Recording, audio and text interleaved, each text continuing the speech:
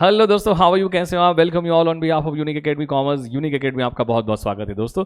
हमारे करिकुलम में सीएस में CMA corporate and management accounting करके एक सब्जेक्ट है। टेक्निकली स्पीकिंग ये सब्जेक्ट अकाउंट बेस्ड होना चाहिए, लेकिन this subject is a mixture of many different subjects.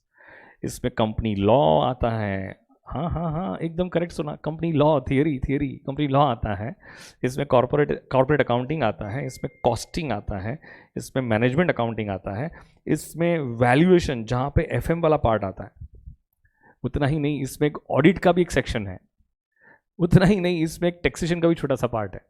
अगर ये कहूँ तो भी गलत नहीं होगा।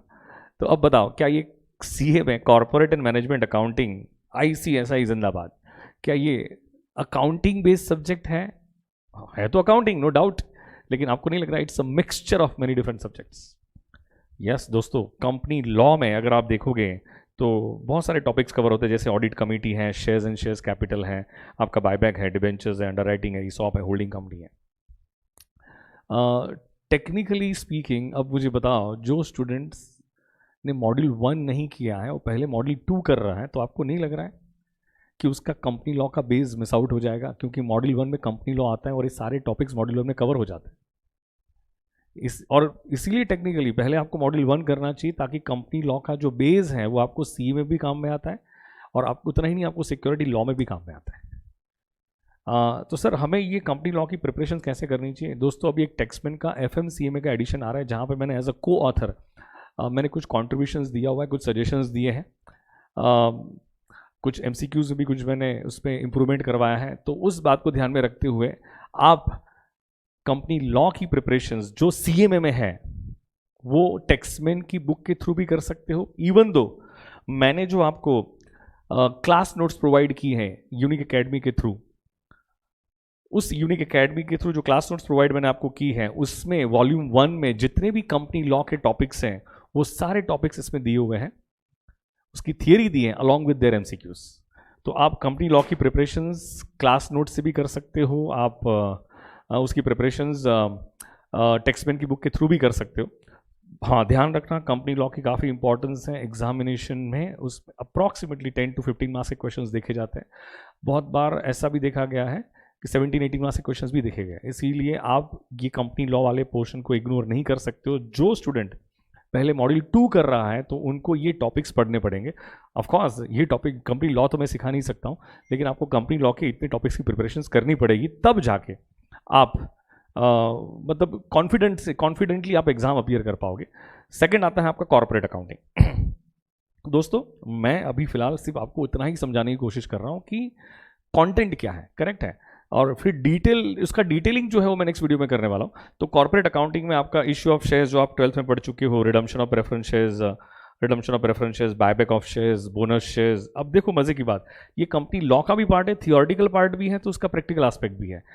ESOP, underwriting, redemption of debentures, consolidation, manager remuneration, VS मतलब value added statement, economic value added, shareholder value added, market value added, cash flow statement, accounting standard, Ind AS, IFRS, इसके डिफरेंस क्या है, उसकी applicability क्या है, national international accounting authorities, ये सब आपके कॉर्पोरेट अकाउंटिंग का पार्ट है।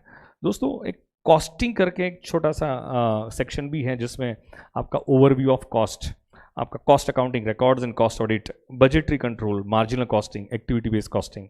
फिर एक मैनेजमेंट अकाउंटिंग करके एक छोटा सा सेक्शन है, जहाँ पे रेशियो एनालिसिस, जो आई थिंक बहुत सारे सीबीएसई बोर्ड वाले स्टूडेंट्स 12th में पढ़ भी चुके हैं उसको। मैनेजमेंट इन्फॉर्मेशन सिस्टम थियोरटिकल है ये, और एक वैल्यूएशन वाला पार्ट है। वहाँ पे एफएम का एप्लीकेशंस आता है, जैसे कि शेयर्स की वैल्यूएशन कैसे करें, गुडविल की वैल्यूएशन कैसे करें, और आपके आईसीएसआई के स्टडी मटेरियल के लेसन नंबर 19, 20, 21 एंड 22 ये डेडिकेटली आपके वैल्यूएशन को ही बिलोंग करते हैं। और उसमें कुछ इंडेस एस भी आते हैं जो हमें पढ़ने पड़ते हैं उसमें। एंड अगर मैं आपको कहूँ कि आपके फाइनेंशियल मैनेजमेंट के cost of capital and portfolio management, ये दोनों टॉपिक का मेजर एप्लीकेशंस इन वैल्यूएशन में है। अब आप ही मुझे बताओ, क्या सीए में it's a mixture of many different subjects? FM भी है, कॉस्टिंग भी है, कॉर्पोरेट अकाउंटिंग भी है, कंपनी लॉ भी है, छोटा सा पार्ट ऑडिट का भी है। दोस्तों, I know you have many questions कि सर ये सीएमए की प्रिपरेशंस कैसे करें। टॉपिक पढ़ तो लिया, फिर उसका रिवीजन कैसे करें। ICSI एग्जाम्स में थियोरटिकल क्वेश्चंस पूछती हैं, प्रैक्टिकल क्वेश्चंस पूछती हैं। ICSI का अप्रोच क्या है। एक बात मैं कह दूं दोस्तों, ICSI ने एटलीस्ट CMA और FM को लेके इतना तो ठान लिया है कि ये पेपर में हम किसी को फेल नहीं करेंगे। एकदम सिंपल पेपर आते हैं। अब वो कैसे पेपर होते हैं, किस तरह के होते हैं, मैं एक नेक्स्ट वीडियो बनाने वाला हूँ। नेक्स्ट वीडियो में मैं आपको ICSI के CMA के स्टडी मटेरियल के इंडेक्स के अकॉर्डिंग कौन से चैप्टर में ये सारे टॉपिक्स इंक्लूड हैं, ये सब की बात करूंगा। रिपीट कर रहा हूं, वापस एक बार सुनना ध्यान से। ICSI के स्टडी मटेरियल के इंडेक्स के अकॉर्डिंग कौन से चैप्टर में ये सारे टॉपिक्स इंक्लूड हैं, मैं उस पर डिस्कशन करूंगा, क्योंकि ICSI जिंदाबाद। ICSI को भाई मतलब ऐसा है कि हमारी रोजी रोटी है, जिससे भाई हमारा घर चलने वाला है। तो मुझे पता है कि ICSI के स्टडी मटेरियल का ड्राफ्टिंग इतना प्रॉपर नहीं है, लेकिन फिर भी हमें उस स्टडी मटेरियल को समझना बहुत ज़रूरी है। मेरा नेक्स्ट वीडियो काफ़ी इंपॉर्टेंट रहेगा, जिसमें मैं आपको इन सारी बातों पर डिस्कशन करूंगा, किस तरह से पढ़ना है, कहाँ से पढ़ना है, MCQs कैसे सॉल्व करने हैं। तो इन सारी बातों पर डिस्कशन होगा मेरे नेक्स्ट वीडियो में। तब तक के लिए बने रहेगा बेटा। Thank you very much, love you all, tata bye bye, take care.